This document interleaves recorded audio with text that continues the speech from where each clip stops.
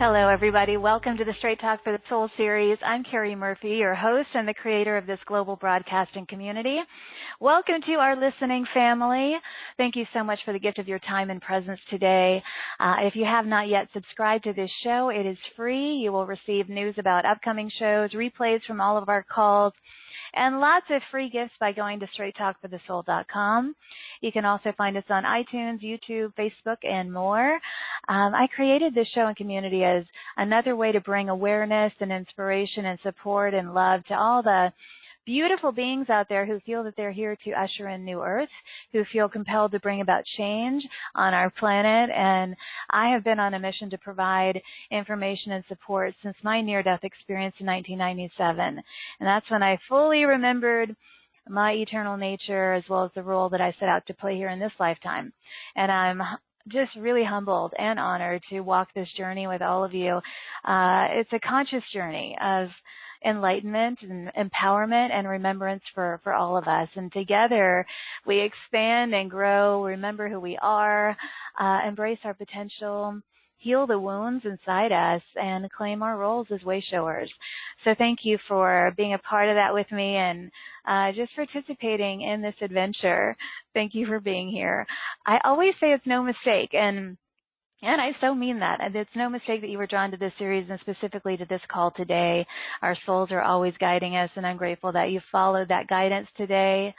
So give yourself the opportunity to really slow down, breathe, relax, smile, open your heart so that you are as open and receptive to the energies and the information and the ideas and support that will most benefit you today. I am so excited because my co-creative partner and guest for today is Ameera Beth. Our topic is A Mermaid Speaks About Atlantis. This is a topic near and dear to my own heart and spirit, as many of you know who listen to this show regularly. So I'm anticipating a feeling of homecoming today with information that rings true for me and hopefully for you as well. Ameera Beth she's a Mer Healer. She channels the wisdom of the Mer people to really help us bring back the ideals of love and peace and unity and the Kingdom of Atlantis. And according to Ameera Beth, we exist in many realms and realities simultaneously. All of us are part of the Atlantean and Lemurian lineage. As humans, we're learning to integrate the aspects of our souls that are emerging to help birth the new paradigms forming on this planet. We are becoming meta-humans with great natural abilities and capacities to consciously create abundant lives and heal our bodies. And the Mer people are assisting with this remembrance, and many of you are tuning into your Mer, Atlantean, and Lemurian origins. And Ameera Beth is here to remind and encourage us to follow that truth. And today on the show, we're going to learn about the great Kingdom of Atlantis and its sister community, Myrrh Lantus. We're going to learn why the Mer beings have returned and how they are here to help heal the earth on this timeline. We're going to go deeper into your soul lineage and multidimensional nature, activate your soul path through the blue rays of the Mer people. Remember why you agreed to come to earth during this time. We are going to take live callers today. Press star 2 on your phone if you've called in to raise your hand, and we'll take some calls later on in the show. And Ameera Beth is also going to host a blue soul ray activation to open up the water element within us. So it's going to be an awesome show. I'm so excited. Allow me to tell you a little bit more about Ameera Beth, and then we will get started. Ameera Beth is a Mer Healer, as I mentioned. She's an Atlantean High Priestess, an author, and a retreat leader. She works through Divine Source as a conduit for deeper connection to spiritual mastery, sacred sexuality, and transcendence into our true form as human angels. She is deeply connected to Atlantean and Lemurian energies, as well as the Dolphins and all sea creatures. She is especially connected to the Mer world and considers the Mer beings to be her family. It is her hope that those who are remembering lifetimes in Atlantis and Lemuria will find her experiences helpful in their own journeys, and it's her desire to assist and reconnect those of us who carry the energy of the Dolphins and the Mer beings in our bodies to one another and our planet. And I'm so excited about this show today. And now is the time that I'm going to ask you to please join me in extending waves and waves of love and light and appreciation to Ameera Beth as I welcome her to the show. Ameera Beth, welcome, beautiful. Aloha, Carrie. Thank you. That was a great introduction. Thank you. It seems so appropriate. You know, every day I always say extending waves and waves of love, and it seems especially appropriate today with you. Right? Yes. I told you this, you know, everything that you offer and share, it really rings true for me, and I know this is going to be a special show, so thank you for being here. My pleasure. Let's talk about your journey before we go into all these yummy topics, but when did you realize, awaken to your existence here as a mer being? Well, a lot of people who resonate with the mer beings and with mermaids in the mer world, and there's a lot of us because, I mean, let's face it, mermaid iconography is everywhere right now, right? Yes. So there's kind of a reason for that, and I'll get into that in a little bit. But for me, it was all very veiled and all very cloaked for most of my life until about maybe 12 years ago when I had my own awakening. And after I had my awakening, it was a couple years after that until I really realized or understood what was happening, what Spirit was really trying to help me remember and bring forth into the world to emerge, and that was my mer essence. And so for me, it started in a meditation chair about 12 years ago. Yeah. And my hands and arms began to spontaneously move on their own, like in these really beautiful, graceful swimming motions. Wow. And I didn't know what it was. And I thought, well, maybe there's angels playing with my arms. This is nice. But I have no idea why my arms have kind of their own, like they're doing these movements on their own. Was it like a very graceful, very graceful, rhythmic, swimmy. I just had to yield to it, and something within me moves my body. And I realized after working with it for a few days and kind of being in awe and wonder of what's happening within me, that my whole body would do it, would kind of writhe and move and sway. And again, these like really graceful, swimming like motions. And so I realized shortly after that if I went up next to somebody, you know, my children or the person I was married to, and allowed the movements to come through, that I could start releasing headaches, and that my hands would automatically gravitate towards chakras and energy centers and moving in spirals around them, and performing healing work, like completely separate from my willing my body to do these things. Right. So I got very, very curious about what was happening, because I was really kind of new in my awakening still. Nobody I knew, no psychics, no mediums, no healer that I talked to had any idea what to tell me. But I was told by a dear friend and mentor that it was Lemurian, and that more would be revealed, and of course I just needed to trust. So I ultimately went to a Past Life Regression therapist.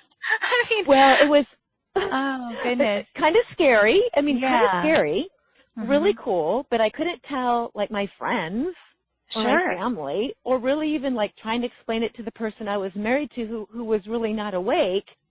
People would just kind of give me this blank look. Exactly. I got nothing. And so I didn't really tell anybody, because it felt really precious, and also felt kind of intimidating. And like, what are people going to think? I can't go around talking about this, but yet I knew it was something really significant, and I continued to trust that I was to follow this, whatever this path where it was taking me. And I went to a past life regression therapist, and I had a regression done. And I immediately, in the hypnosis, found myself in the water, swimming down to an underwater city that I exclaimed was Atlantis.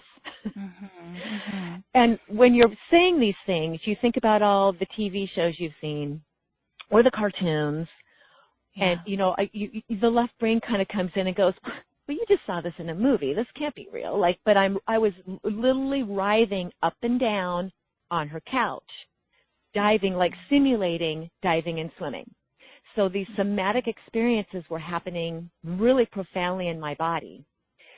And I do regression therapy. And whenever I see somebody having something actually physical happening in their body in this reality as they visit another reality, I really know they're anchoring that in. Spirit really wants them to fully embody what it is and believe what's being shown to them. Right. So I went through this whole experience of remembering being a mer person. And at that time, I don't even know if I really believed mermaids were, quote, real.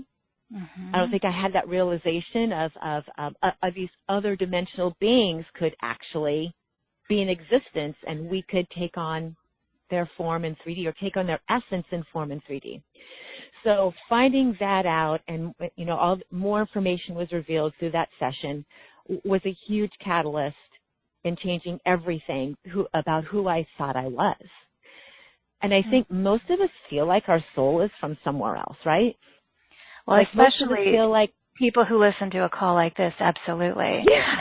They're like, I am really not, this is not home, or this is not home. And some of us feel like we come from the stars or from the fairy realm or from wherever, but we feel like our soul belongs somewhere else. Absolutely. And so after I really started to get grounded into who I was and what I was and becoming, and I mean, it's a journey of unfolding that's happened for me and is still happening for me through having my purpose on this planet revealed. I met my Myrrh self, and she asked me to take her name, which is Ameera, and my family I grew up as Beth. My legal name was Elizabeth. My family called me Beth. So about 7 years ago, I changed my name to Ameera Beth, and that's my full legal name, because Spirit asked me to embody the vibration of my Myrrh name, which again, when you take on a new vibration of a new name, it puts you deeper into a trajectory, a vibrational trajectory, where you start to shed and leave your old essence behind and move deeper into purpose. So I did that. That was very courageous. People's kind of shock. I know. My I had people start. I asked people to start calling me Ameera before I changed it legally. I think my family thought it was a phase, and I would try to tell them, this is my spirit name. This is the name Spirit is asking me to give. So but I told them, I warned them, eventually going to change my name legally to Ameera Beth. But for now, warm up to this idea. And I'll never forget the day I told them on Thanksgiving Day, I think it was 2011, I said, oh, by the way, I've legally changed my name to Ameera Beth. And their jaws dropped. They're like, you did what? I'm like, well, I've been telling you. And at that point, they couldn't really call me Ameera. They, my parents wanted me to call me my birth name, which was just fine. But and they're like, well, we're going to have to change the will now. I'm like, well, okay, call your lawyer and let them know that, that there's a new name that needs to go into all the paperwork. But they were really, really stunned. The people around me were really stunned, because at that point, my direction and my focus was so far and away from anything that was on my family's radar. And most of my friends too. They just couldn't wrap their minds around it. But I just did it. Carrie, I just did it. I was like, if I don't do this, it's kind of that feeling where you have, if I don't do this, I will die. I do get soul that. Will die. I do get that, Ameera Beth, because when I had my near-death experience, it was sort of like I had gotten off track of what I was here to do. I was already writing books at that time and all of that, Now, this was in my 20s, and I had already written one book then. But anyway, I had the near-death experience. They're like, nope, you got off a little ways here. We got to bring you back. But it took so much courage even back then. No one talked about, energy and auras, and my family just kind of laughed at me like, all Carrie talks about are, fairies and chakras and energy and that woo-woo stuff. Oh yeah, she's, and I had a master's degree, and I was very successful in a very different way back then. And so for my family, who was very traditional in religion and everything yes, in life. Right, mine too. It was like, what is she doing? What is she talking about? Like, and now they're kind of like, wow, she's got something going there. Yeah. Well, when you don't stop, when years go by and you don't stop and you just continue to grow it and stay true to yourself and your path, and the story never changes, it just evolves and grows, and you don't doubt. Like, I knew to my core, I didn't know what was happening. I had no clue what was happening, but I knew to my core I was on the right path, because suddenly I knew I have purpose. And when you know you have purpose, that feels so good and so right. Like, I knew I was meant to be more than a wife and a mother. I didn't know where it was going, but it felt, the call of my soul was so intense. I had no fucks to give, excuse my cussing, about what anybody thought, about where it was going. I just said yes. Mhm. Well, and you're always supported when you say those yes. It's like you get so much cosmic divine support, and that's how it went. Yeah. It's just the ego who can get hurt. Like, whatever people thought or felt, it was only my ego getting hurt, and I really realized that. Like, it wasn't personal. It was just people trying to wrap their mind around something that wouldn't fit in their brains, and it wasn't even their fault. Exactly. I have so much love and compassion. I mean, all it is, these are just new awarenesses that are unfamiliar to a lot of people.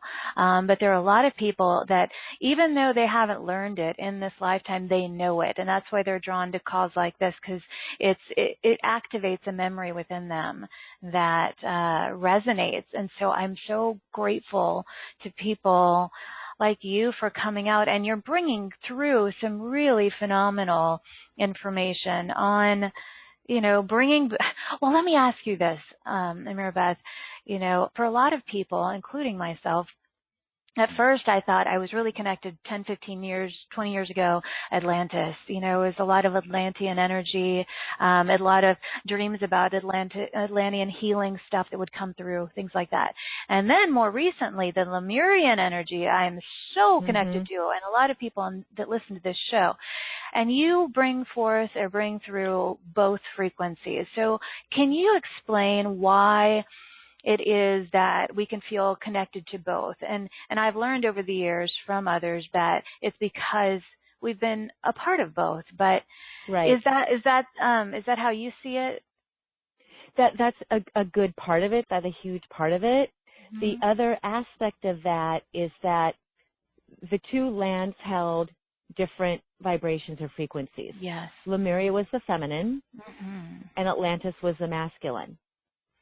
They literally held the essence of the feminine and the masculine. And for a while, Atlantis and Lemuria existed side by side.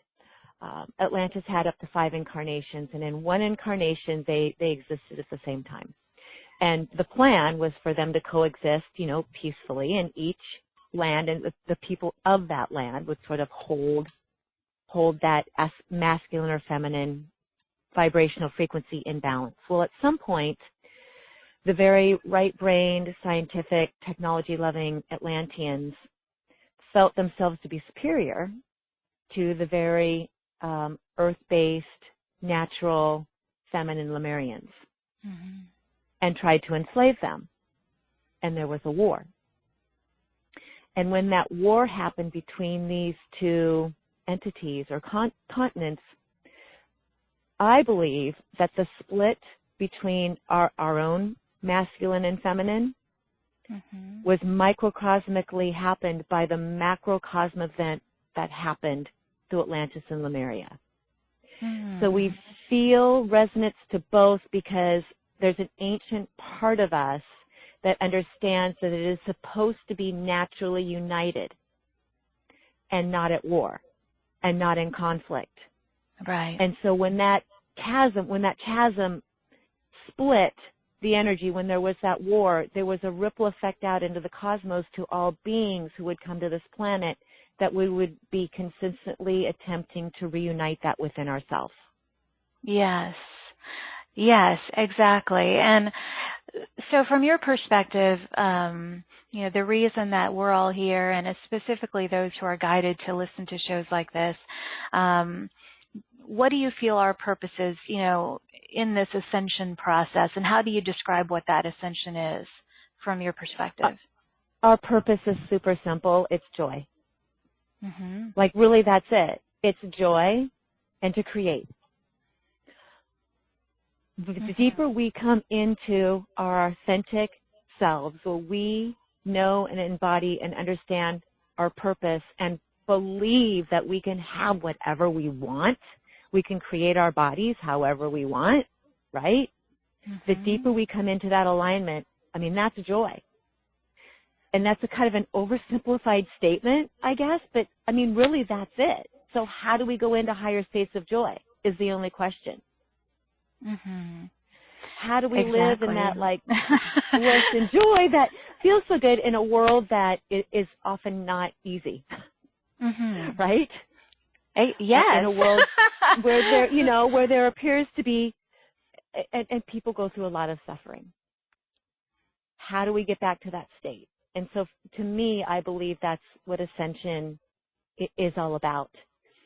When Atlantis fell, Atlantis was a great experiment where fifth dimensional beings were asked or chose to come into a third dimensional body with the five senses and all the things that come with being in a third dimensional world, and keep their connection, their fifth dimensional connection to spirit. We're kind of doing the opposite. We have come in with this third dimensional consciousness, third dimensional bodies, and we're going the other direction through Ascension. We are going back into fifth dimensional and higher states of consciousness and unity and all those things that we read about, okay, through a process called Ascension, and through learning how powerful we are in the creation of our realities. Mm-hmm. Oftentimes we are not in our power, we're not in our joy, because we give ourselves away to too many other people's agendas or wants and needs. Mm-hmm. We abandon ourselves. We feel abandoned because we abandon ourselves. Yeah. And when we stop abandoning ourselves and really go to the core of this is not my truth, this is not my alignment, even in the face of really extreme opposition or circumstances, when we reclaim that for ourselves, Spirit comes in and meets us and moves us on that trajectory. Mm-hmm. But we first have to say yes. Definitely. Does that make sense? Yeah, absolutely. Absolutely.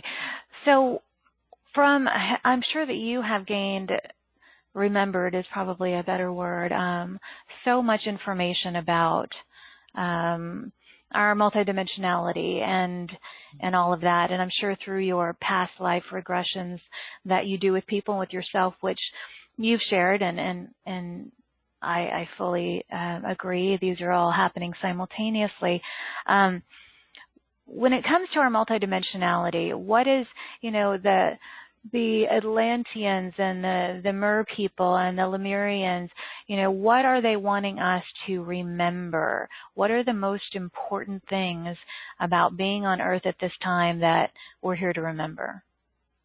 I believe we are here to change that spiral of time where Atlantis and Lemuria fell. Okay. Describe the spiral of Atlantis. Yeah, describe that. So time is a spiral. Nothing's linear. There's no past, present, or future. And so to kind of help explain your question, I would like to tell you what Archangel Metatron, how he asked me to explain to people how we're doing this multidimensional work. Because we all hear that. We're multidimensional. We have past lives. But what does that really mean? How do you wrap your mind around that? Yeah. So how he told me to explain to people about how to understand how we are multidimensional is to picture your higher self, we have this higher self that we're all connected to, that's eternally connected to God. Imagine that like a sun. So if you can envision the sun, and our higher self, like the sun, has many rays or extensions. The sun has many rays and extensions that come up out of it, that go into different planets, universes, realities, and so on, and show up as another version of Carrie somewhere else. So because if the sun sent down one ray of light to Earth as you, what would happen? You blow up, right? The sun couldn't send down one ray of light to this planet because Earth would blow up. It's too much light. So the sun spreads itself out and extends itself all over the cosmos so that nothing blows up. Our higher self does the same thing. I like that description. I like that. That's a beautiful way to look at it. Your higher self sent one beam of light from itself down on Earth as Carrie, there would be so much light that you would implode. Like your physical body couldn't contain it. Right. So the higher self, and also because our higher self and God seek to have multiple experiences. Many, many, many experiences, not just one or two. You get one stream or ray of light that show up in this reality as you. I have one that shows up as me. We have many, many other extensions or aspects of our higher self that show up like a ray of a sun in some other reality at the same time. This reality is happening. Exactly, yes. So all time, all existences, there's no past. When I do past life regression, I explain to people it's simultaneous. It's a parallel life. We're actually going to go visit you, another aspect of you that exists at the same time. And the reason you're having this situation here on in this reality they're related. is because another existence, or maybe a bunch of them, are having this same situation going on. So we're going to go talk to that, and we're going to call in all these multidimensional selves that are in this quandary that you are in another reality, and we're going to go change you all. We're going to go heal you all at the same time. So as we heal, oftentimes when we finish an existence, especially it's of a human existence, that if there's unfinished business or regrets or something traumatic happens at death, oftentimes that aspect of our being doesn't fully transition back up to spirit. It kind of stays earthbound or caught in kind of a limbo. So as we have people like regression therapists, shamans, meditation, all these great tools to help us here in this reality, as we go in and work with those parts of ourselves that need help and need resolution, we actually send them back up to the higher self and back up to the Creator. We actually allow them to complete and rise up. So if you have all these extensions coming out from the sun or the higher self, and you return some of them back up to the higher self, right? So they're not just like hanging out, flapping in the breeze anymore. When there's less coming out, what do you think happens to those extensions that remain? They get stronger. What happens? They get stronger because there's less having to come out, right? So what's there can go to what still exists in a stronger ray of light or a stronger vibration, and that's how we're ascending. That's how we're doing it. Yeah, okay. So it kind of amplifies the light where we are instead of diminishing it. It's sort of... Exactly, because there's less that has to go out and spread itself out. Exactly. And so because we're a collective, it's a ripple effect, right? Everything's a ripple effect.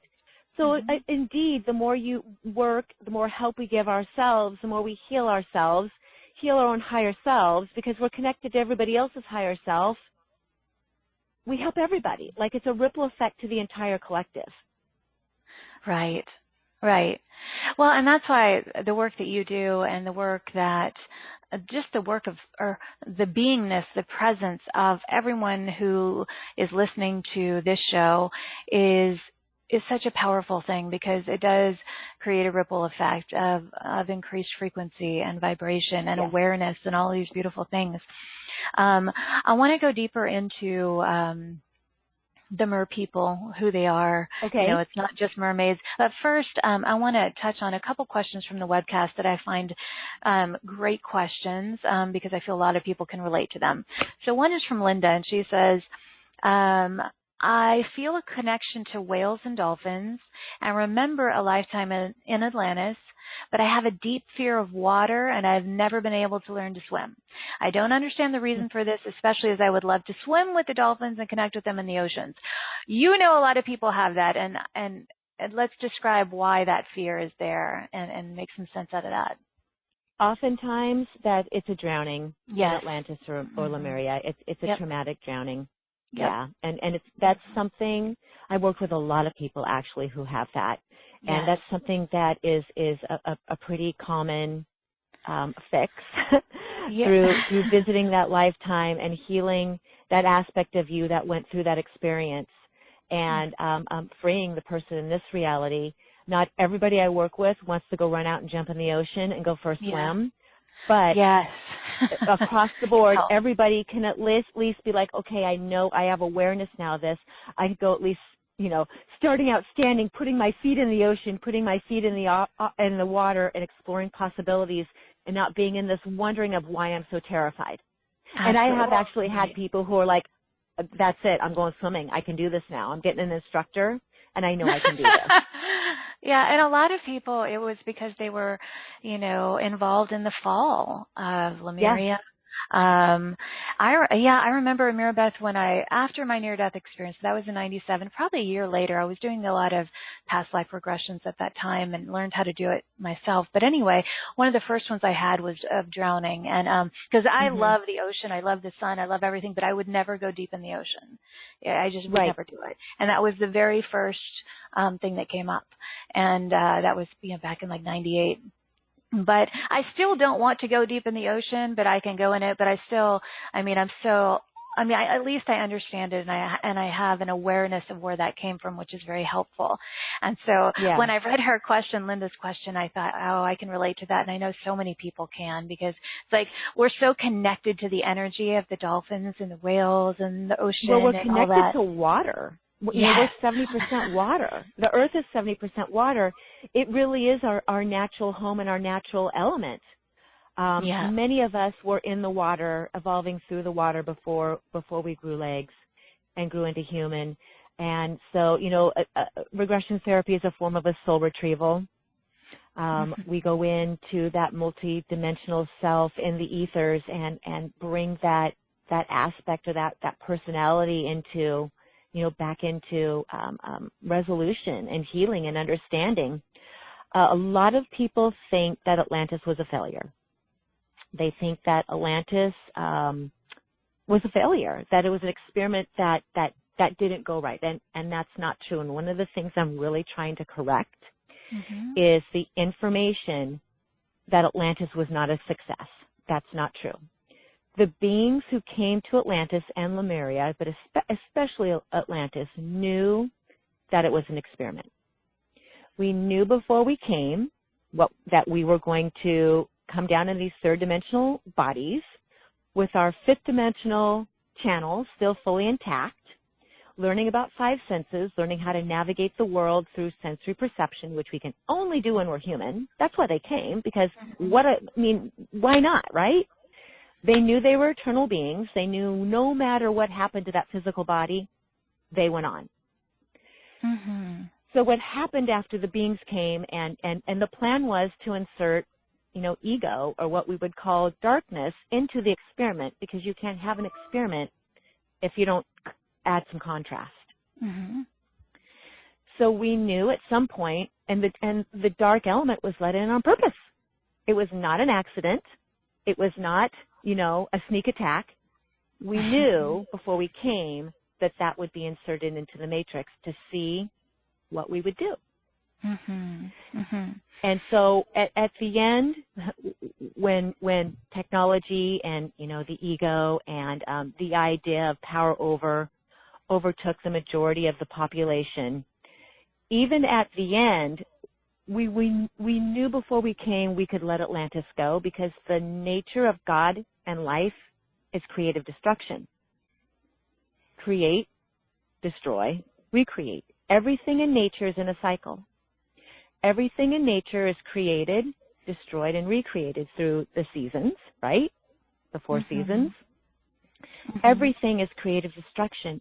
And when Atlantis was trying to release itself because the experiment was complete, because we were human and we loved each other, we loved community, and because humans are very emotionally driven and attached, we forgot it was okay to let go and create something different or better.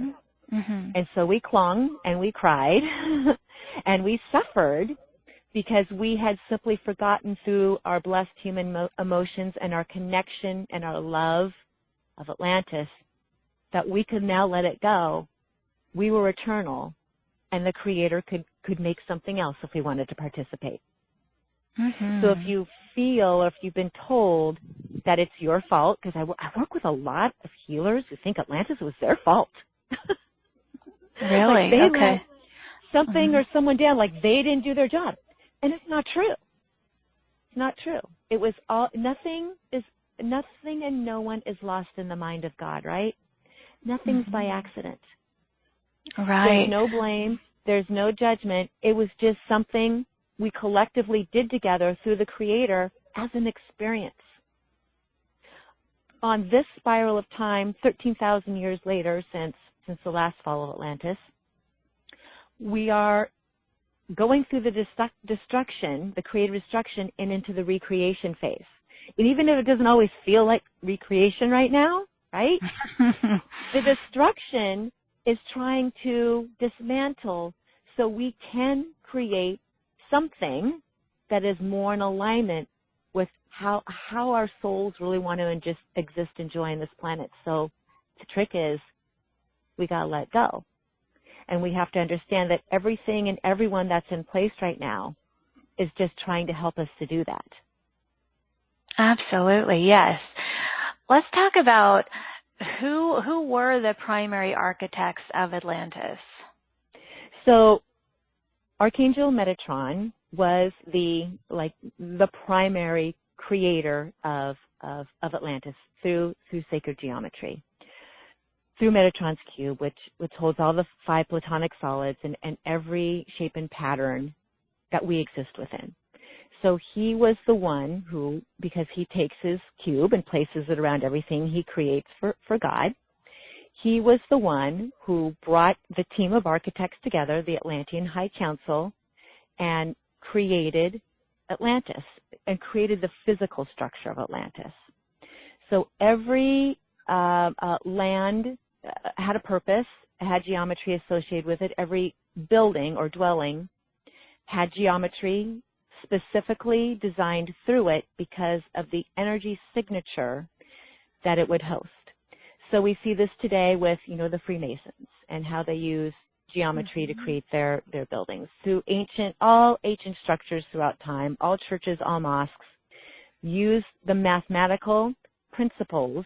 Everything goes back to math and numbers to create a vibration in their structure that we still, when we go to Egypt or to the Mayan ruins, or we go, Glastonbury, we experience that.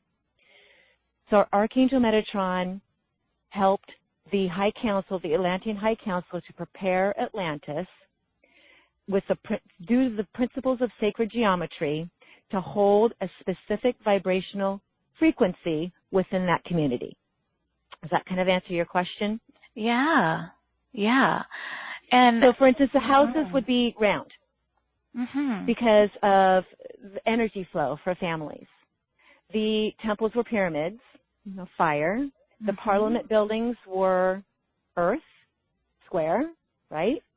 And even the gardens were done in seed of life and flower of life. Everything was done and planned and prepared intentionally to take on and hold an energy for the people. Right.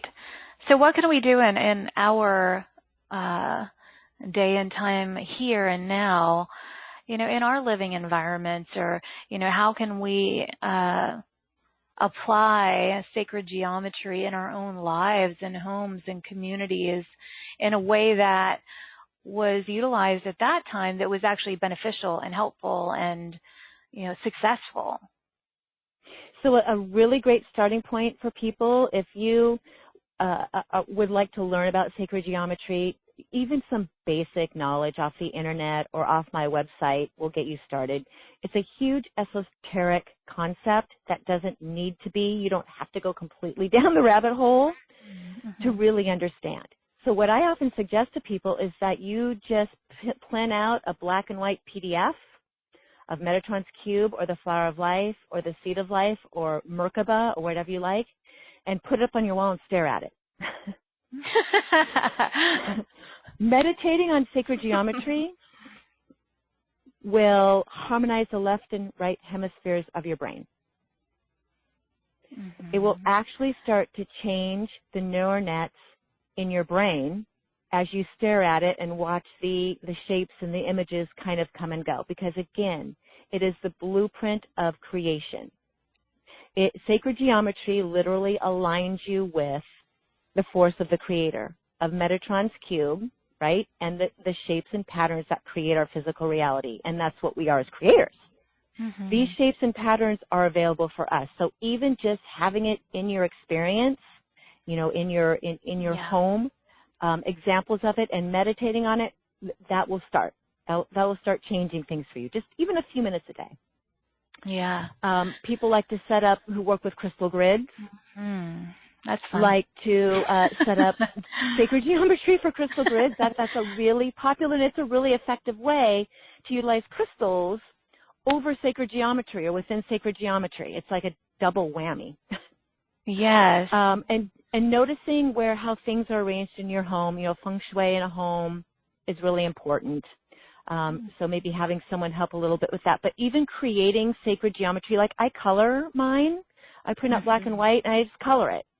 One, you get to be a kid again and be in that joy of just like coloring, right? Making pretty colors. And that act will also intentionally imprint your essence with sacred geometry, okay, with that different alignment and harmonization. So those are just some simple ways to bring it forward. Or, you can buy a shirt off my website, a crystal infused sacred geometry shirt. I think that's the best way. But even just getting started by noticing it. Yeah. Well, it opens up. Basics. Yeah, it opens you up. I can remember. Akasha, Sananda, and Christoph Melchizedek, who've been on this show multiple times. Well, Akasha would create these symbols, and they were all sacred geometry symbols. And I remember for almost a year, I had my entire office filled with these sacred geometry symbols. And wow. It really changes, doesn't it? Oh, yeah. And you don't even have to try. It really activates and opens up your consciousness, and it kind of serves as an activator, really, for what's already there. It's catalyst. Yep. Yeah. It belongs to all of us. It belongs. Oh, absolutely. Part of my goal, my mission is to take sacred geometry out of like esotericism and really return it to the masses. Years ago, about 4 years ago, after I was working with sacred geometry, Archangel Metatron asked me to tattoo my back with Metatron's cube. Like my entire back is this canvas of Metatron's cube, and I integrated the 4 elements into the spheres. And the 3 phases of the moon, and there's this whole artist piece that is, and I was like, really? On my whole back? He's like, yep, you'll understand later. And you don't say no to an archangel. So I'm like, okay. 8.5 hours later, like I had this amazing art piece that at the time I was like, I do yoga, and I like to kind of stand up front. I thought, well, good. People in yoga will see it, they'll see me, and the shapes, even if you don't know what you're looking at, they will affect you because the shapes and patterns are transcendental.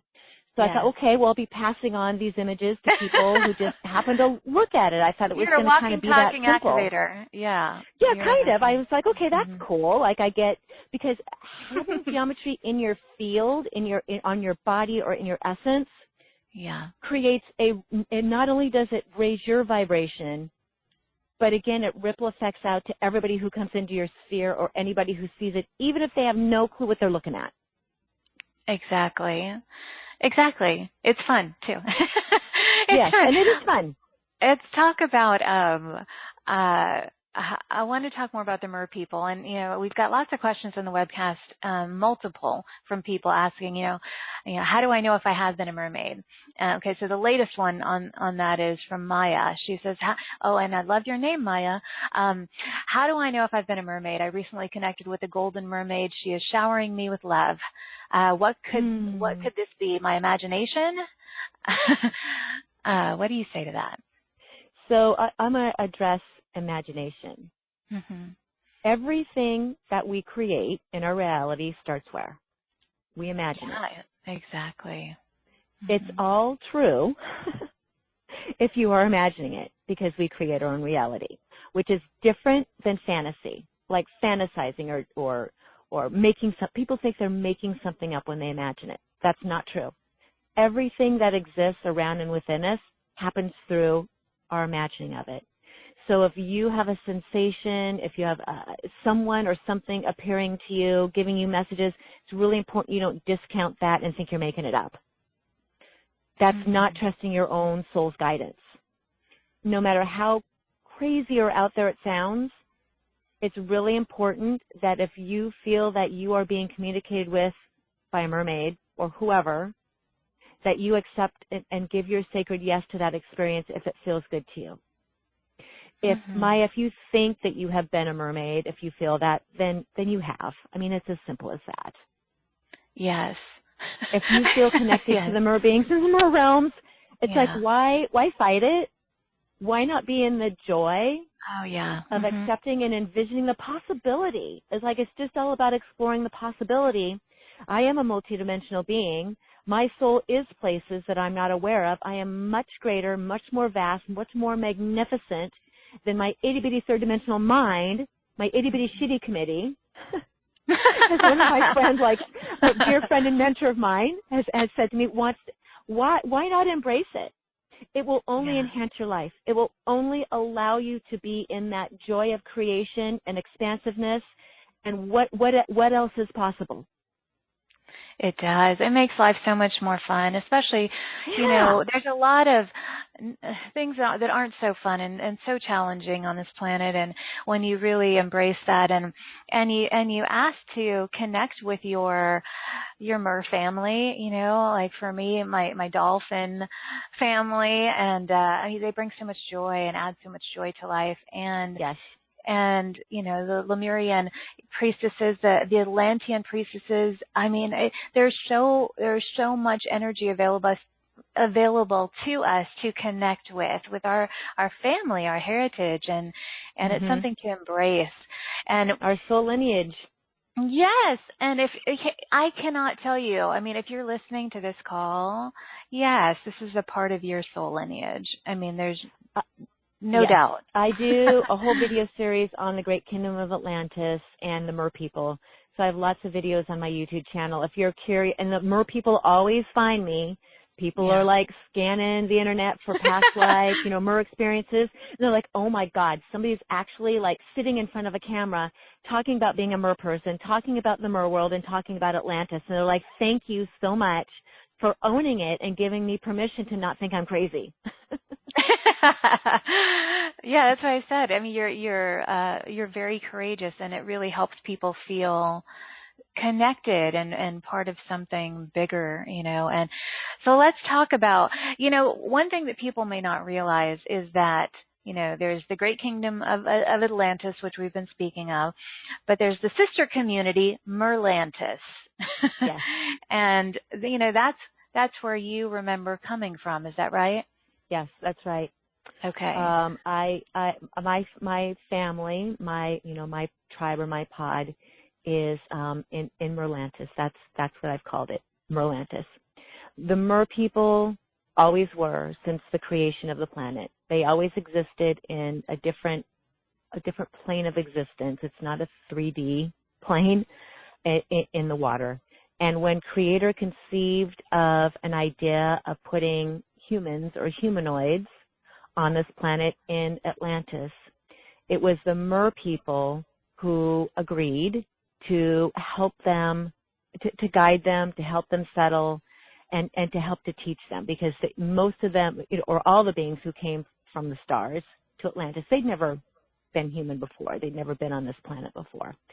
So it was the Mer people who came forward as like a sister community to model for them community and oneness and pod mind, and retaining that spiritual connection despite what was happening in their 3D experience. So my remembrance is being of royal lineage in Myrrh Lantus, and the Mer people loved the Atlanteans. We loved them. We just thought they were fantastic. We loved the fact that they had legs and that they could walk around, on this solid formation. So we were given, some of us were given the divine opportunity to be shapeshifters. I remember coming up out of the water at a specific portal near the Temple of Poseidon and shapeshifting from Mer, growing some legs for a while to human form, so that I could come walk the earth and participate in this great community that was forming, known as Atlantis, and help them. So many of us did that. We worked in the temples. Mostly we stayed near the water. We were happier, and it was better for our vibration, obviously, because of our true form, to stay close to the water. We would go into the temples, Temple of Poseidon, and teach them about energy, teach them about the 13th chakra template, and teach them how to manage and maintain their own energetic field so they could keep their high vibes. So we taught the healers, we taught the community. We also taught them about the natural cycles of the earth, honoring the moon, honoring the seasons, honoring the solstices, holding sacred ceremony to continue to keep the integrity of Atlantis through honoring and taking care of the land that the Lemurians had down. Like, that's just what they did. And so we came forward to be there, and we loved them. They were our sister community. We fell in love with people, like the whole Ariel thing about, wanting to be part of your world. Like, that's what it was like for us, because we were so fascinated by the contrast. So why do you feel most specifically anyway, that the Mer beings, like yourself, have come back, and at this time, on this particular timeline, to help? I mean, what is the main purpose?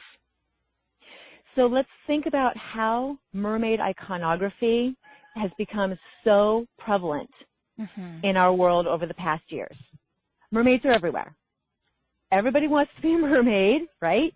Like the whole imagery and the fantasy of that is so huge in our society over the last, maybe 5 or 6 years. There's a really good reason for that. It is being returned to the collective. It's always been our unconscious.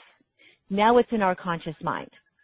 The reason that we are coming forward is because the Mer people hold the essence of the divine feminine. Yes, we that's hold why. That true, and I'm talking about the true divine feminine, the watery, the flowy, the receptive. Water exists in 3 states, and all states are equally as powerful: steam, frozen, and liquid. Right? Water embodies all those states equally and powerfully, and because our bodies human bodies are 70% water, the planet's 70% water, it makes sense that the divine feminine would rise up through the Mer people to remind us, right?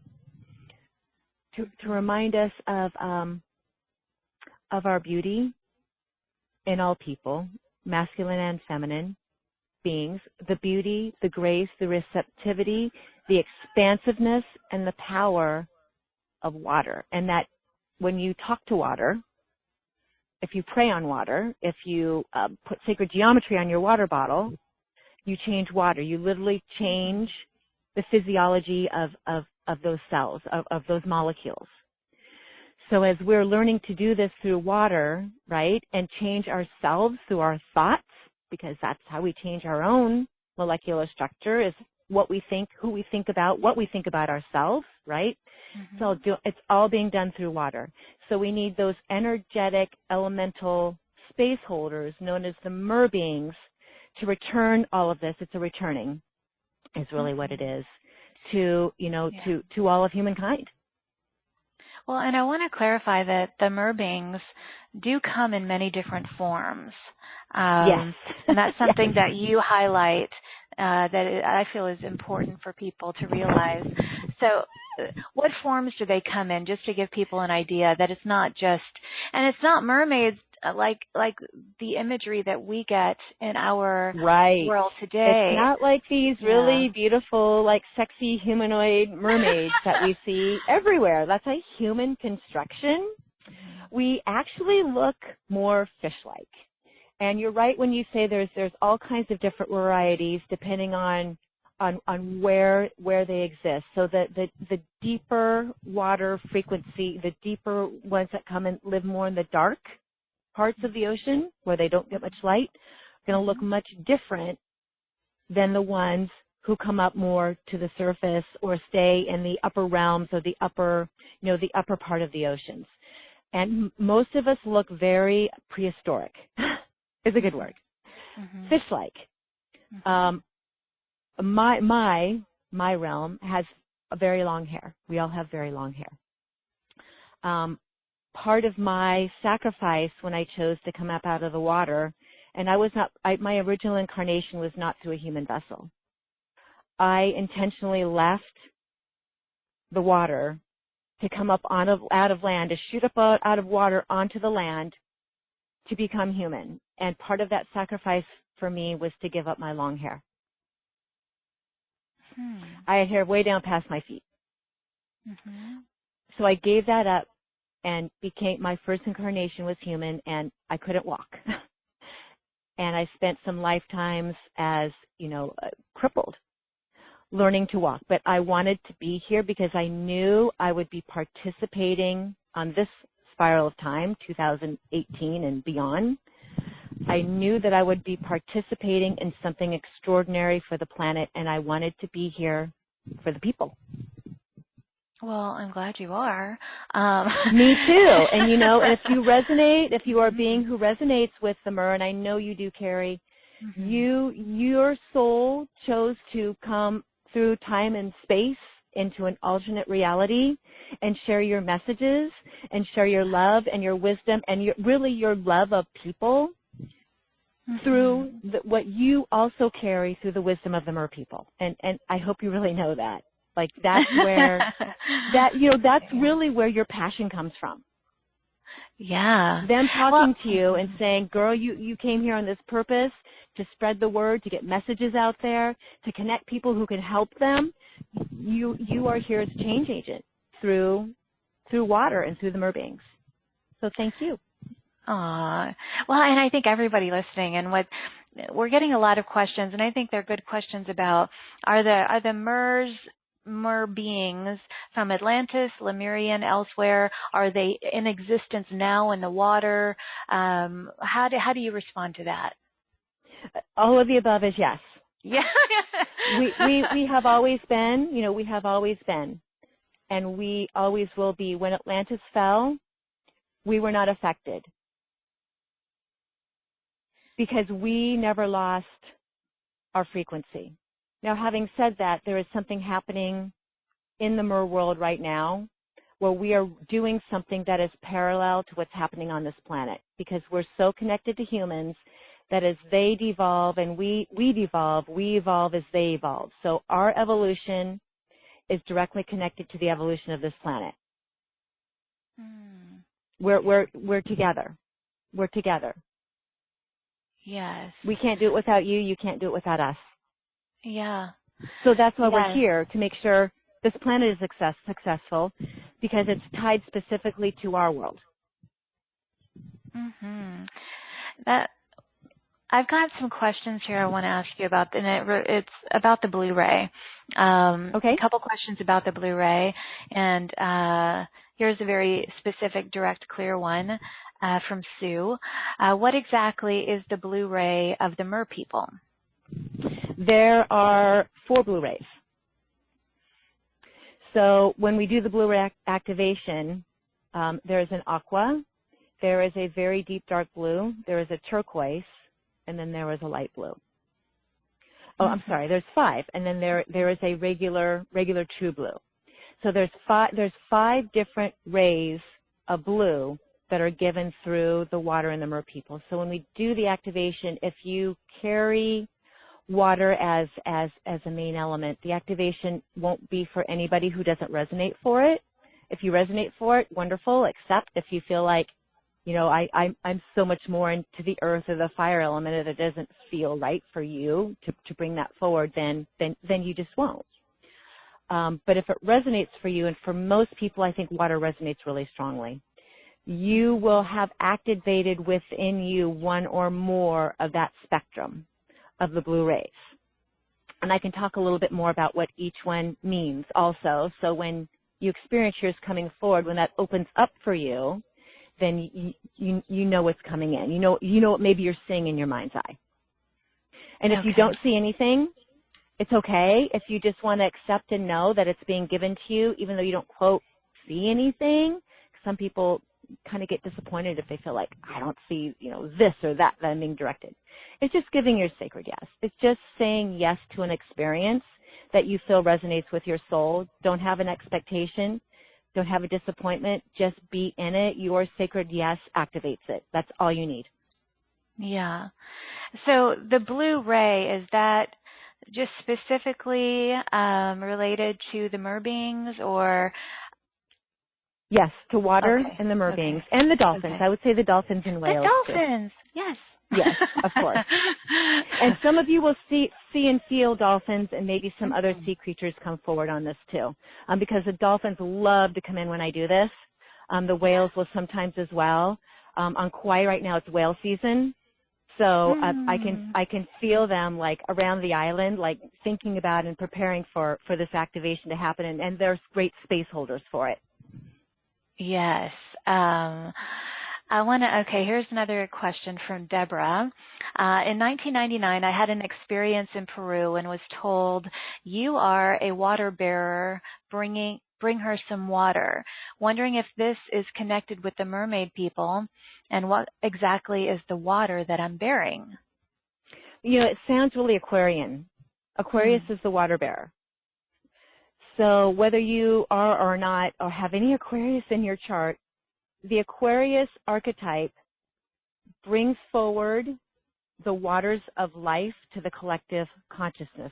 The Aquarius, as that sun sign, as that archetype, pours out the waters of consciousness of life to the collective. So that's kind of a big way to make that statement, and you would want to work with Spirit on exactly how you are adding to the collective through maybe your wisdom or your knowledge or your gifts, how you're pouring that forth. And it's a literal, it's pouring forth from her. Yeah, yes. Yes, and what's beautiful about what you do, Ameera Beth, is in your work, you actually take people, into these broader aspects of who they are in your private sessions. So people who are resonating with this, you can kind of take them further to really explore these multidimensional aspects of who they are, especially the ones that are really connected with what we're doing here and now. And so before we take some live callers, which we're going to do, and we're also going to do the Blu-ray activation, I'd love for you to talk to people about your special offer is a private session with you, and you've added some other things into it. So this is a good time. Let's go into that. If anyone wants to follow along, it's straighttalkofthesoul.com/marketplace, and you'll see Ameera Beth's picture and her beautiful smile and long dark hair. And we have so many people on the webcast calling us mermaids. Hey, mermaids. Okay. Thank you, guys. Anyway, okay. So this is a beautiful hour session with you, and it looks like they can choose what kind of session they wish to have. Is that correct? Like there's a sacred touch of Atlantis, I'll let you describe them. I'm just going to say what they are, and then I'll let you describe them. The sacred touch of Atlantis, the past life regression therapy, the soul progressions, intuitive guidance. So talk to us about this. This is exciting. It makes me excited for all the people who are going to get to experience this with you. So tell us about it. Okay, so Carrie, my wheelhouse really seems to be soul purpose activations. Okay. When people come through me, and it doesn't matter if they get an intuitive session or a soul progression or past life regression, I seem to be able to connect people directly to purpose. Some people come to me and they kind of have an idea, but they're kind of intimidated by it or don't believe it or don't want to accept it. And when I start telling them, well, this is purpose for you, they go, okay, I kind of knew that, but I didn't really want to believe it was true.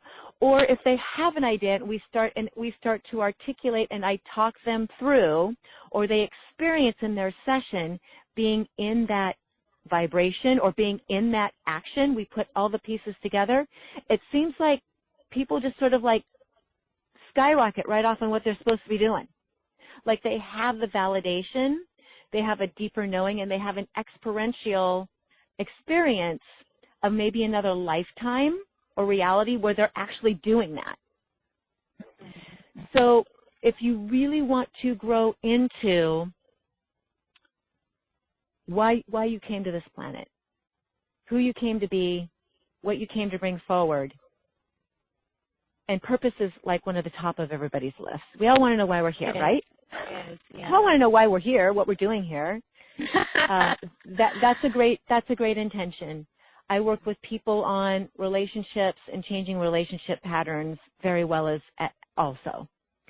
And so as you're going through the different, and the soul progression is really about taking you into an etheric healing space through hypnosis and allowing you to talk to your guides and angels, or allowing you to visit whatever realm you need to go into to extract and embody information that your higher self has probably been trying to tell you, but we all have like resistance maybe to hearing or understanding or accepting. So I help people break through that resistance and really get the message or messages about whatever theme is happening in their life. It's you talking to yourself. My sessions through hypnosis is about you getting your own information, which creates a stronger conduit that you already naturally have between you and spirit. When you have somebody tell you, it's different than experiencing it and learning it on your own. That empowers you to learn on your own. Yeah, it opens that gateway. It really does. Yes. Well, and you can really help people to kind of, a lot of times we need a little validation. You know, we may feel a connection to the mer beings or to Atlantis or Lemuria or whatever it may be, and we just need someone to support us and need a little validation. And then, you know, with the past life regression, which as we've spoken about is actually simultaneous, you know, but, you know, it really helps people, you know, if you're having a recurring physical condition or addiction or any kind of unhealthy pattern, it can really shed some light that will help you heal that. Right. There's so many and directions. if you're unsure about what session is for you, just sign up for one. I often do a combination in one session. Okay. So don't worry about getting the session name exactly right. Once we get on the call and we start talking and determining what you need, like I said, we can shift gears into anything that, whatever works best, and do like a combination of a couple different things. I do a lot of energy work also in my sessions as well. It just kind of comes through me. So if you need some chakra, some energy work doing, you know, we can do that also, as well as do a little bit of the, you know, the regressions or progressions. So everything's on the table. Yes, and you have also included some bonus MP3s, the Metatron activation, the gold ray meditation, and feminine geometry. So those are bonus MP3s in addition to this. And I love the price point. It's $144, beautiful number. And to anyone interested in this, we always have the 2-pay option, which is a wonderful deal and a great opportunity to work with Ameera Beth. And I feel specifically, if you're feeling drawn to what we've been talking about today, this is a wonderful opportunity to get some support, validation, all of that beautiful energy flowing through. So, Ameera Beth, that is exciting. And let me see before I go to live callers. By the way, we're going to take some calls. Press star 2 if you want to raise your hand and let us know that you want to connect with us. They're telling me my microphone is doing that weird thing again. Yeah, you're a little bit digital on me. Okay. Carry this for me for 1 second, and I'm going to disconnect and come right back, okay? And just talk to Yeah, them no about worries.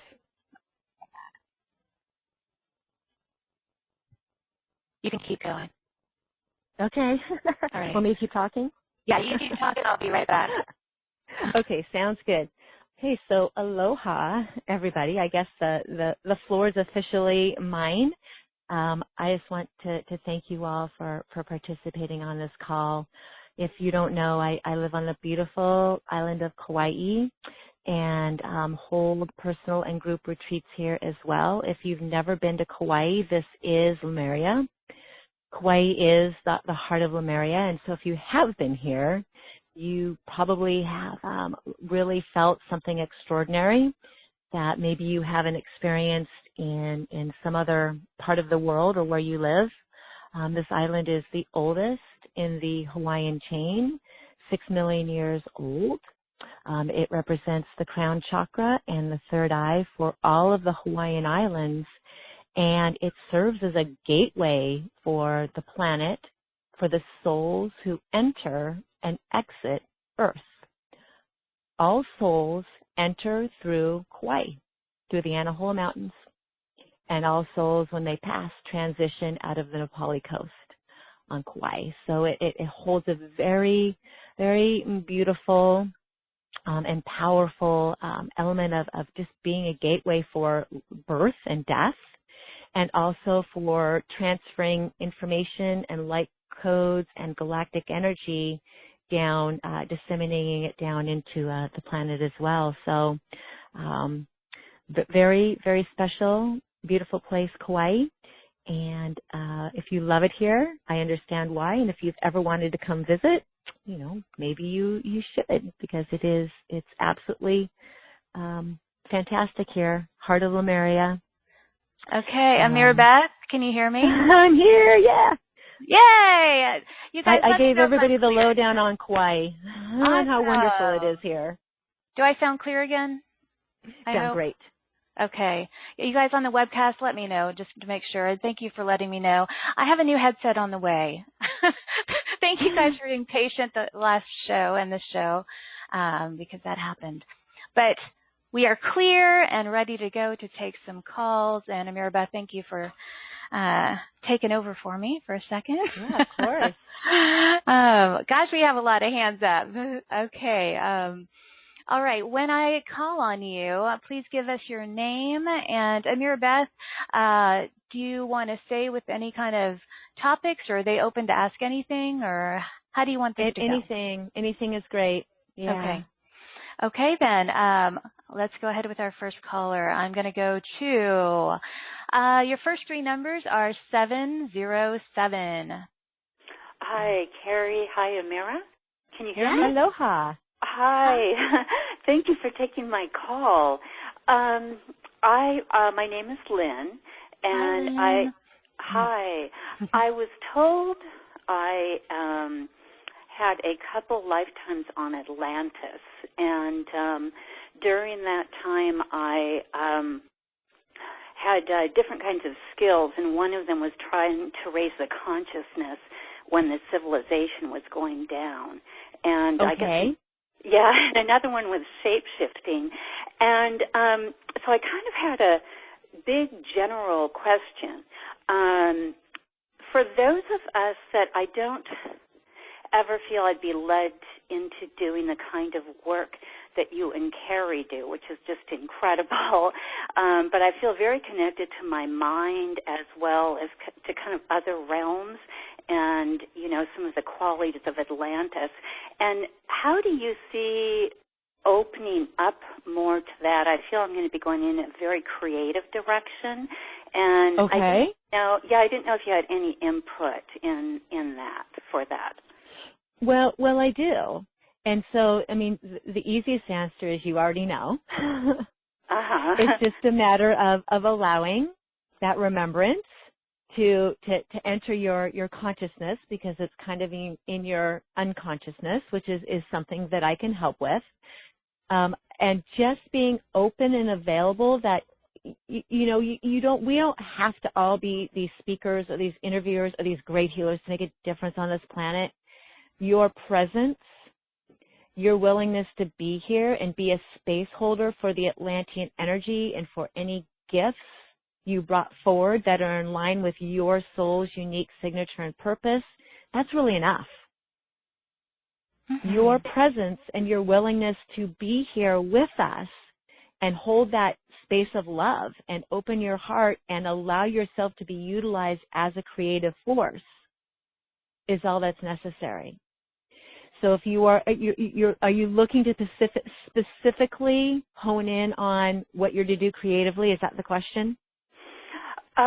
No, you answered the question actually. Okay, good. Yeah, I feel like I'll be led in that direction, and I just feel, the validation of opening up to that energy and kind of going through this ascension process and coming into more strength inside of joy and trust is kind of a real shining light for a lot of us. So that just feels so right. Trust and allow, and why not say yes? What do you have to lose?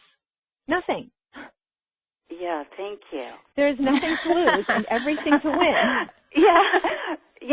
Because I know I struggled with purpose for a long time, and I've just surrendered and let go, and now feel guided. So, okay. I don't know. I just feel so much. I hope this helps other people because I feel so much power in that validation. So it's important. It's important. I know it helped people. I'm glad you were guided to call in, Lynn. You're so welcome. As welcome. am I. Yeah, thank you so much for the work you do, and just blessings to everybody. Thank you. Blessings too, to you as well, Lynn. Aloha. Thank you. Bye, Lynn. Bye-bye. Okay. Yeah, we all need validation on some of these things. I mean, gosh, it's so important. Okay. I'm going to our next caller, and your first three numbers are 740. Hello, this is Pamela. Hi, Pamela. How are you? I've been struggling a bit, to be honest, but I've been trying really hard to, oh my gosh, what was that you said? Something about the part that sticks in my head was like the shitty mind. Oh. Itty bitty shitty committee. Yeah. I want to give a big shout out to my friend Amy Mays for coining that term and allowing me to pass it on. I busted out laughing because like, oh my gosh, that's what I have one of those. Going through. So truly, I've been so amazed with the call, and I'm looking for clarity, my life's purpose. It's just, there's just been a financial battle from an injury I was in, and just clarity. It really kind of knocked me down a couple of days ago, and I've just been really trying to fight my way back up, but in a positive way. Right. But any kind of, well, right now your purpose is to heal, is to get better, right? I've been working on that. Yeah. And really tuning into listening to your body, and maybe fighting the urge to judge yourself or to think you're behind or you should be here or be there, and just really being present with because our bodies always tell us everything. We have an accident, an injury, or an illness. It's always a reflection of something that, that spirit is trying to bring forward to our conscious mind to help us be aware. So your purpose right now can just be to love yourself to surrender to allowing your body to take on healing, right? And to give you the experience, whatever experience is coming into your hologram right now, that is creating this for yourself without judgment. Mm-hmm. That's such a big aspect of this, the non-judgment part. When we get sick or when we get injured or when we something comes out that we need to heal from. Pamela, what is it that you're physically healing? I was in an automobile accident, and I was diagnosed with a brain injury, some post-traumatic stress syndrome. Okay. So do you have occipital neuralgia, nerve pain in my head? Do you have a TBI, honey? They said I had a okay. minor. If you need some resources and some support and information, all of that, please send me a message, because I have somebody actually here on the island who works and helps people with that. She's got YouTube series, and you need resources and support and people who understand your journey, right? Mm-hmm. So you can get better. And so if you want some backup or some support with that, please let me know, and I'll connect you to somebody who can really give you some legit support. Okay. Because right now what I have are attorneys telling me that none of it's real, that because I had occasional migraine headaches in the past, that the severe migraines I have now are, basically saying I'm a liar and I'm not really going through all this because they don't want to have to pay out through the workman's comp. And it just, and you know you're true. And I do, and it it beats you up and it makes you feel like this dirty person. And it's like, I know they're doing their job, but I'm trying to let it go and forgive. And that's why I thought, what do I need to do right now? Yeah. Well, you need an advocate. The medical community really does not acknowledge TBIs. They kind of sweep it under the rug, or they have no information on brain injuries, period, except if you're a football player. They'll acknowledge it if you're a football player, but if you were a normal, quote, normal person with a head injury, there's just not the acknowledgement. And so again, if you need some help, I can help you out to get into a community and to get into some resources so you can get some healing. Yes. Pamela, I hope you do that so you get some support, so you get uplifted and really start feeling confident that this is all going to work out. Okay? And I really and validation for your injury. Yeah. I do feel very alone with it. Well, we're here for you, so please reach out to Ameera Beth. Reach out to me if you need anything, and you're not alone, okay? Thank you. Okay, sweetheart. Lots of love. We love to you. Pamela. Me too. Okay.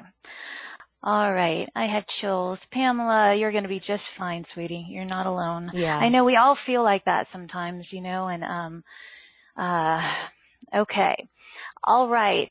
Let's see. I'm going to, your first three numbers are 250. 250. Hi. Thanks for taking my call. You're welcome. What's your name? Hi, Sherry. Hi, Sherry. Hi. I've been crying ever since I read the email. Oh. Thank you to the both of you. You're so welcome. Why do you think you cried? You just resonated with the information and the topic? Yeah, feels like home. Yeah. Yes. Yeah, it's a good cry. I'm wondering if you could share some more information on the balance, the masculine and feminine balance between Atlantis and Lemuria and the dolphins. Okay. Oh, yeah, the dolphins, too. Okay. Well, you would think I was a dolphin expert, but I'm not. But I'll tell you what I know. So I want to say this in a way that doesn't repeat maybe what many other people have said. So I'm just going to simply say that everything that happens in this universe has a ripple effect on the cosmos, on the macrocosmic scale and the microcosmic scale. We are the microcosm to the macrocosm. There's nothing that happens in the cosmos that we don't affect or that affects us. It's like the whole butterfly effect thing. So when Atlantis and Lemuria separated, when they had their war, that perfect balance that was by divine design through the Creator was disrupted. And when that was disrupted, it disrupted it within us, within Earth Soul lineage. We all feel like we're looking for home or we're looking for our other half, right? I mean, most of us kind of feel that way. And that comes from the disruption of the energy between those two land masses and between those two very distinctly different beings who are meant to harmonize together, to keep that energetic flowing. I feel that I'm an Atlantean mermaid, and I'm here on Lemuria. I feel that my mission is to be a bridge between realms and worlds to help us all to reunite our essence of our masculine and feminine. We are that within us. I mean, we carry that within us. Yeah. But the balance in the masculine and feminine also doesn't mean that men become like women and women become like men. That's a distortion. Mm-hmm. And there is a big distortion trying to happen in the masculine and feminine balance through creating women who want to be like men or men who are supposed to be effeminate. That's not the way, that's not the idea of the Merkaba. Men and women host two very distinct energetics, I guess I'll call it. We have very different purposes within our bodies, within our forms, and within our missions. And so as the reuniting is trying to happen and the balance is trying to happen, it's really important that we remember the true gifts of the feminine. And if you pick up my Divine Feminine meditation to a package, I explained that the true Divine Feminine is about grace and beauty and presence as her power. So it's kind of like, you guys see the movie My Big Fat Greek Wedding? Mm-hmm. Yeah. You remember the scene where the mother is talking to the daughter, and it's a very patriarchal family that they live in. And the mother is explaining the dynamics between husband and wife in their family. And she says to her daughter, the man is the head of the family, but the woman is the neck. And the woman can turn the head any way she pleases. I remember that. Mm-hmm. Okay, so as we go into the dynamics between divine union, specifically towards divine union, mm-hmm. divine counterparts. Some people call them twin flames, which is a whole other topic for a whole other time. But as we more of us are coming into our literal divine counterpart unions, and then unionizing that within ourselves, it's very important that we understand and clear the distortions that are prevalent in our society, in our media, and really even in the metaphysical world that say, a man has to drop his masculinity and become effeminate to be a balanced man. That's not true. Or that women have to have a career and have to be driven and have to be firemen. And to tell you what, if there's a fire going on, you don't want Ameera come dragging you out of a building. I can't do it.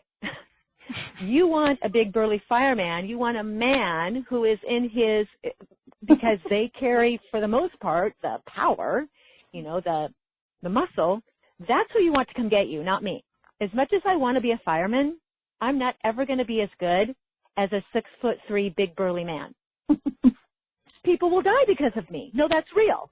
That's real. Mm-hmm. We all have, men and women have very specific purposes within their gender that are here to be served. Women are the nurturers. We are the caretakers. That doesn't mean men can't be or aren't, but it does mean that within this feminist movement and the feminist rising, we need to remember that that's where we shine the brightest, is in whether you have children or not. Doesn't even matter if you have children. We are the nurturers and the presence of grace and beauty and love and compassion for this planet. And the rising of the divine feminine is about not being afraid to embrace what we naturally do, our femininity. And be that presence. And let men be men. Sometimes men's got to fight. Sometimes men want to argue. Sometimes they want to do whatever they have to do within their testosterone, within their makeup, to be men. And to allow that outlet for them to happen, just as we have to allow our natural outlet, which is to create something. Whatever it is we want to create. Sherry, did that answer your question? Yeah, thank you. Yeah, that was a lot. I know. Thank you. Thank you for allowing me to express myself. That was probably more than you were expecting to hear, but I'm really passionate about it. About clearing the distortions. I'm very grateful. Yes, the call is fantastic, and I will definitely listen many times. Sherry, is your name spelled with the CH? Yes. Oh, well, that's you. Hi. That's okay. Me. Hi. Yes, much love to you, Carrie. Honestly, you too. This is you mean a lot, and you are definitely you certainly changed my world. I'm very grateful for you and for all of your speakers. Oh, I'm so glad you're out there. I was like, is that the Sherry with the CH? Yes, that's me. Well, I'm glad that you are here and resonate with all of this. And I feel like we're a big family. So just sending you so much love. And me too. And all right. Okay, blessings to you. Thank you. Bye, Sherry. Okay, we'll take one more. Is that okay with you, Ameera Beth? Yeah. Okay, or maybe two, maybe one. I don't know. We have so many hands up. Okay, let's see where I'm going. Okay, I'm going right here. I'm going to 510. Oh, hi. Can you hear me? I can hear you. Yes. Welcome. Oh, great. Well, thank you. The reason why I'm calling is I love what you're saying, and I wrote a comic book about almost 20 years ago on Atlantis. It was called 2150. Yeah. Awesome. I just felt like it was like my home, and it was like these pyramids in it were like the pyramids were spaceships. And there was like this war, and the people, it was and people had come from all kinds of planets. It was so out there. And I tried to sell it as a comic, but people 20 years ago, they thought I was strange. Well, maybe the world is ready. You know, maybe the world, I'm writing a book about the great Kingdom of Atlantis and the Mer people. I think the world is ready. Oh, yeah. Yeah, Kim, I put you on hold for a second. There was a lot of background noise. I'm going to unmute you in a second, but I think you had a television on or something there was a lot of background noise. So if you could possibly turn that off, and then I'll unmute you and bring you back on, that'd be really helpful. Okay, let me check now. Okay, did you hear? I hope you heard that. Kim, are you there? Yeah, can you hear me now? Yeah, there was just a lot of background noise, and I apologize. I wanted to hear this so much because I feel such a kinship with Atlantis, and I used to live in Hawaii, and I feel kinship with Pele and the whole island thing. And just like I remember having Pele say to me, "I forgive you," and then years later I said, "Well, what did you forgive me for?" But I was in Hawaii when she said that. And she said, "I forgive you for being afraid of me." And she said, "Please don't ever be afraid of me." And so what you were saying today just resonated with me because I feel like that's home. It feels like it's home. And and I don't know if other people feel this way, but it feels so strongly that I've written about it a lot. And I wondered is there some particular energy within me that feels this strongly about it, or just? Oh yeah, because you've been in Atlantis, probably Lemuria, and the Hawaiian Islands hold that Atlantean and Lemurian energy so deeply that when people come to the islands, like they don't even know what they're feeling; they just know they're home. Mm-hmm. Like it's just an undeniable feeling of home. So I would really encourage you to pick that book back up. And or write some more or finish it and see if you can go to some kind of resource who can help you to publish it, because I'm telling you, it's time. These stories that you are envisioning, just like Star Wars or Star Trek, they didn't come from nowhere. It was huge like that. But you're right, it was huge like that. And so I was living in Berkeley, and I got a bunch of my actors friends together. We decided we would do we actually decided that we were going to do a radio show on Atlantis. We had about 20 actors. We had the whole thing was when George Bush was president, and so we had the end of it was the sky was coming out of the Atlantis was coming out of the ocean, and it was crystals. Yes. It was sounds. It was and they in the end of they were going to DEF CON because they were the people in the country thought that they could stop all of this and from rising. And see, girl, I'm gonna tell you, you're channeling. Yeah, you're channeling. Well, you've got a lot of memories. You are straight up. You are straight up channeling. Don't censor. Don't judge. Don't think. Should I write this? Just, it was weird. It was weird. Just right. Yeah, just right, because you're straight up channeling.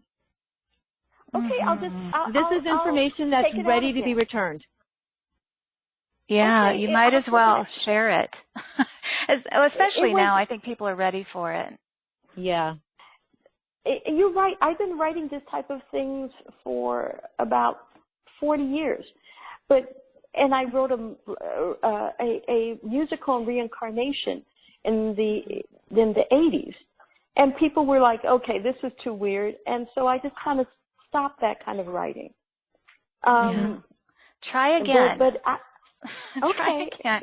Because listen, I'm going to tell you, if you don't do it, somebody else will. So you might as well, since you're there, you might as well say yes to the universe and let it come through you. Because does it bring you joy? Well, I will be honest. I would write it differently now, because when I first wrote it, I was scared. Some of the stuff that came up and some of the things that were being done, I found so scary that but the beings from the different, some of the beings that came with it, I actually liked, but some of the other beings, they were frightening. And so it was easy for me. That's why I put it in comic book form, because I could step away from it. The fear was a way for you to give yourself resistance for doing what is naturally and authentically part of your purpose. And, you've listened to this call. We really don't have to be afraid anymore. Like, we really don't, because there is so much coming out. People are hungry and dying for this information. Even if you just did a comic book for fun, it will still change people. It will still change their consciousness and allow them to, because there's a part of us that knows the truth. No matter how much we deny it, we know it's true. Well, in the end, what was great is the beings, the sky was full of spaceships. In the end, they were laughing. They were amused that because the nuclear, all the warfare, they could erase it. They literally could stop it. So as the countries were going to DEF CON, they were just wiping not the people out, but the equipment used. So that whether these countries like it or not. Well, now you may we need you to help change reality. Well, and maybe you can do it from an empowering to help us change reality. Perspective. Yeah. I think just own it, share it, do it from a space of empowerment and grace and fun. And fun. Yeah. And I will, because back then I was young and it was scary. But that was like 20 years ago. I'm not the same person. Right. So I will. Thank you for this call, because I guess I'm just being reminded. You're the second group of people that have told me, put it out. And so I will. Because it's already done. Permission granted. You know? Exactly. Thank you. Well, that's the mermaid said yes. Yeah, exactly. Okay. The mermaid Thank team you says very yes. much. You're welcome, sweetheart. Okay, I will. Bye. Best wishes to you. Let us know about it if you do it. When you do it. Change my phrasing there. Bye. Okay, bye, sweetie. Okay. I want to address. There's a few little comments in the webcast. People misunderstanding the feminine, masculine. A little upset by the fireman stuff. Yeah, I know. And so I don't know if there needs to be a clarification there. But some people didn't like that part. So I'll clarify real quick, if you don't mind. Absolutely. We should all do exactly what we want to do in life. Yes. Whatever you feel called to do, whatever your heart says. And at the same time, yield to the person that can best be the representative of what needs to happen if you can't. Part of us transcending ego is I have great talents, but there are things that I know that somebody else can do better in that moment. And yielding to the best possible person or candidate in that situation, especially if you're talking about saving somebody's life, okay, or if you're talking about somebody who just has a skill set that we aren't able or haven't developed yet, and allowing that person, whether it's masculine or feminine, whether it's a career or whatever it is, setting ourselves back and saying, in this situation, this person really is the best candidate for success. And I'm going to watch, and I'm going to learn this, watch this happen, observe this person, learn from them, and make sure that what needs to happen, like again, especially if we're talking about, somebody's life, livelihood, allow that person to come forward and complete. Yes. Thank you for that. And, there are probably quadruple the amount of comments, just loving. I wanted to give you the opportunity to clarify that. And I get it why that would upset some people. And it's not about not following our dreams and passions. But it's not about that at all, because of course that's what we should do. And women can go into and men can go into, we can cross-pollinate fields all we want. Right? Yeah. So you understand maybe a little bit more of what. And so I wanted to address that. Hopefully that helped the couple of you that said something. And yes, it is about nurturing our own soul, all of that. And okay. So there's that, and lots of amazing feedback. People have just been loving the call. Lots of thank yous. There's a question on the webcast from Pippa. I love your name, Pippa. What happens in the session if I'm unable to be regressed or hypnotized, as I find vision work and being hypnotized hard? And but I want to connect to my higher self. Know I was in Atlantis. And it continues. But any suggestions or guidance for Pippa? Yes.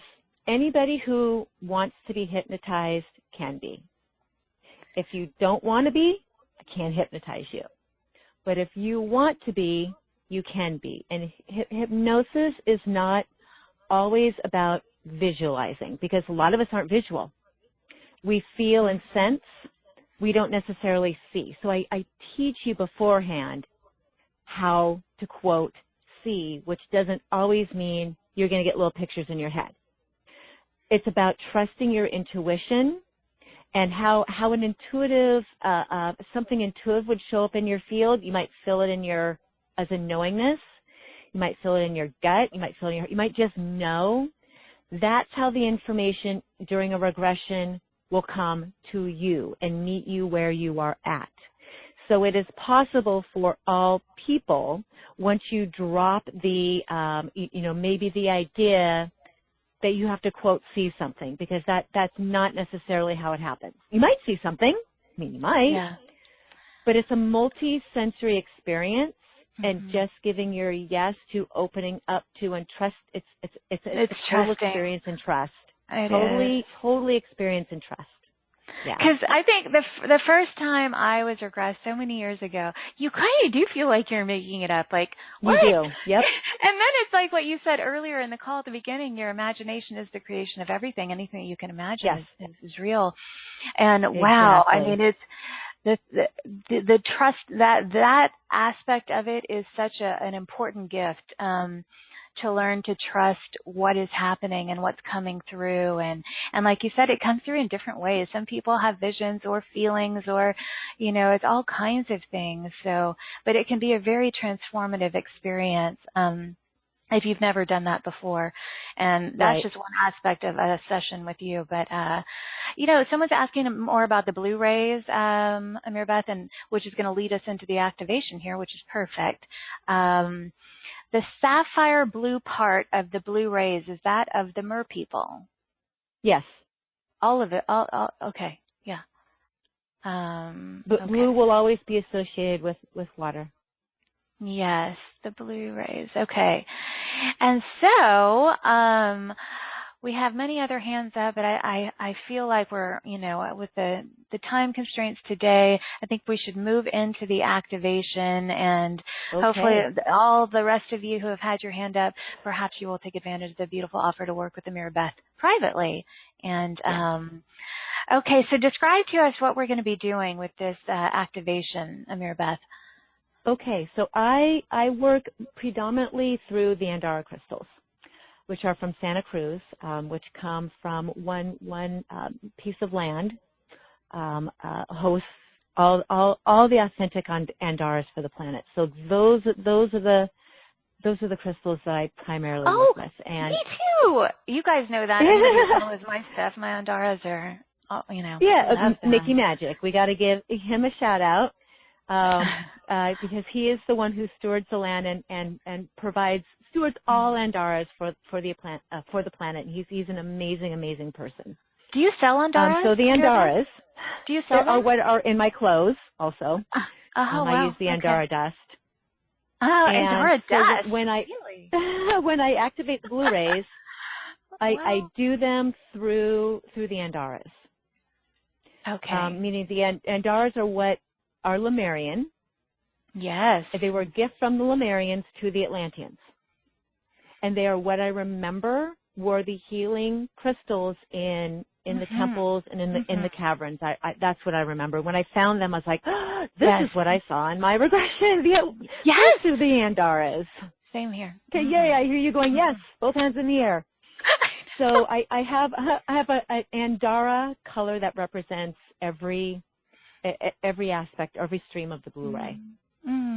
Because those are the water crystals. So if you would like to participate in this activation, really the only requirement is that you feel that you have an association with water and that you would like to open up your blue waterway. Ooh, do I sound funny to you? No. Okay, I sounded a little digital for a minute. I think we're better now. So as we open up your blue ray, and you may have more than one blue ray also, because water is life, water is everything. Okay, you're extending your energy and accepting these transfer blue water rays. You will literally affect the water in your body. You'll change the water within your body through color and through intention, and then we'll send that out and we'll have the dolphins carry that out as a mass activation to all waters on the planet. That's awesome. That sounds great. Yeah. Great. Wonderful. I will hold my. So we have the turquoise. We have the turquoise, which is about throat. We have the light blue, which is about high priest or priestess energy. We have the sapphire, which is about love, just pure love. We have the deep dark blue that is about wisdom. Oh gosh, what am I forgetting? Suddenly the fifth one has slipped for me. Wow. Okay, crazy. So the blue, blue sapphire, the turquoise, the light blue, the deep blue. And there's one more. Oh my gosh.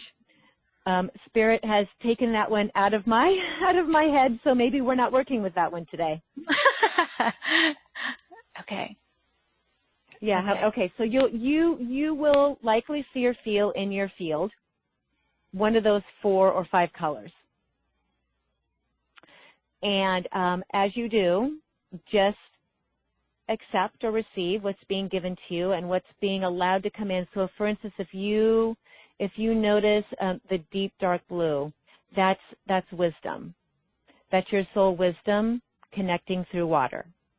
If you feel the light blue, that'll be your high priest or high priestess energy being further imbued through the cells of your body. So this is a way for you to connect to your gifts, connect to water, connect to purpose through the energy of allowing the water to shift you. And then the dolphins will come in also, and you'll feel them bringing in the rays and then sending back out to all waters. We'll intend for an all water healing at this time.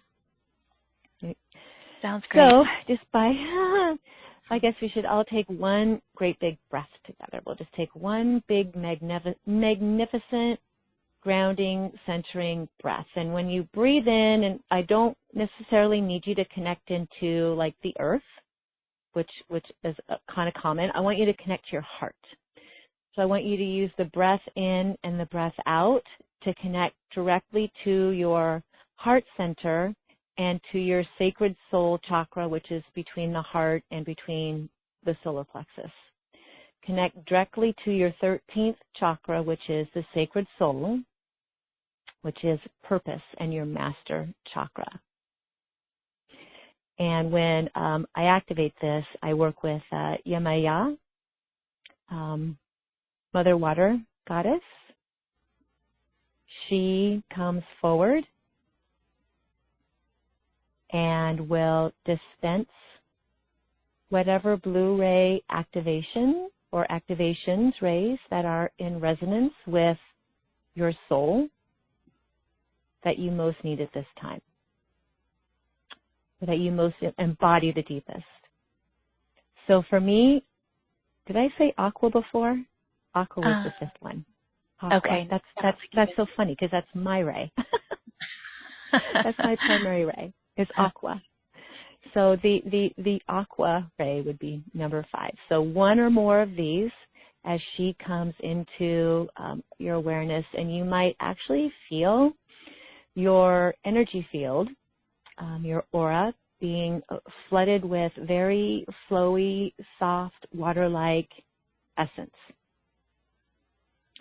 You might actually feel the element of water in your field.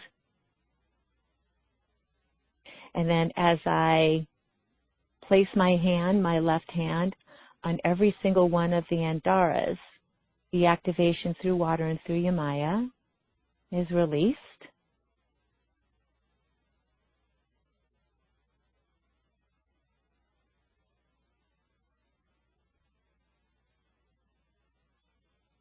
And you can just very gently allow that ray to permeate your higher chakras, your crown chakra, and down into your heart center. And allow the softness, gentleness of the waters to cleanse and clear and revitalize every cell in your body, refreshing, recalibrating.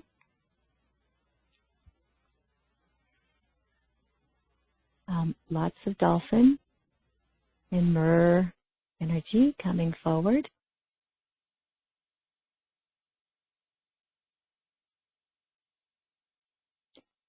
You may see colors in your mind's eye. If you do, wonderful. If you don't, that's okay too.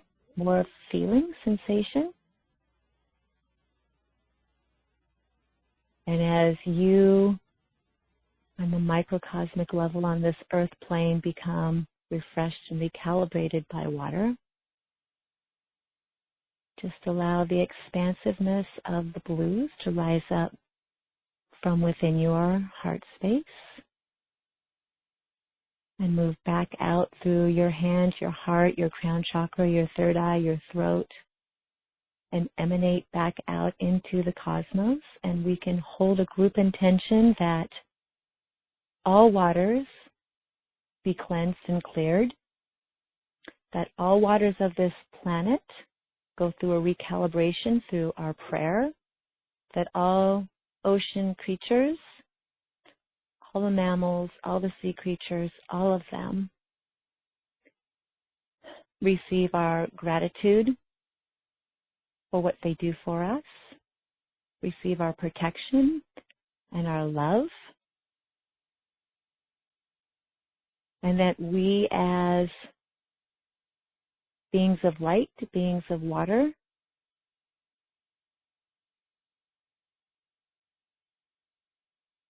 that we as beings of Atlantis and Lemuria, here to change the spiral of time through our love and our intentions and our gratitude, intend for a shift in the entire collective through the one water, because all water is one water, through the one water stream of life we all share.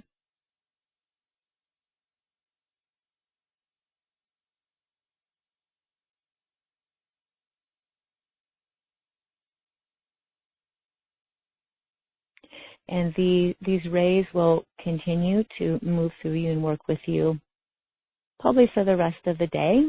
Some of you might feel a little bit, I don't know, kind of ungrounded and happy and joyful in your heart as the water moves through you. Just enjoy that.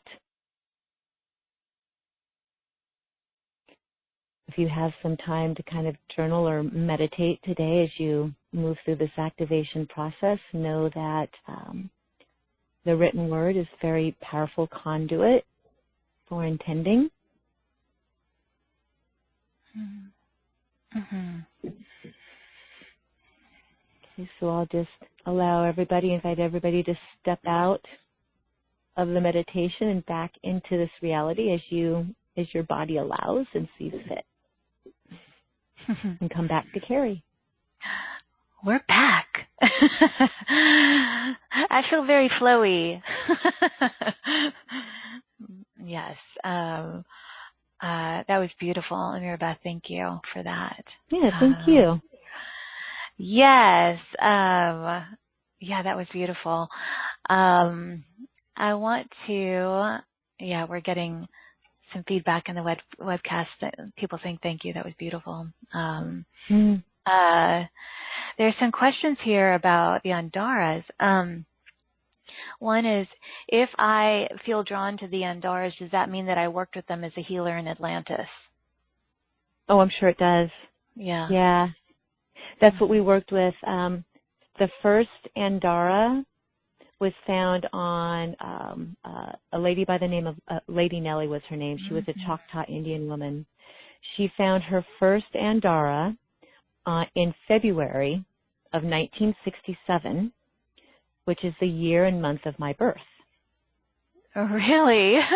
So when the Andaras spoke to me about utilizing them in the clothing and my healing practice, when I didn't know that at the time. Right. Until I started investigating. So for me, it's very personal and very, very synchronistic to utilize the Andaras. If you are drawn to them, because they really are the pieces for the evolution of the new earth, for the new paradigm. They work directly on your heart and your DNA. That's what they work on, is our heart and our DNA. Yes. So, having them in your experience, whether you're a healer or not a healer, doesn't matter.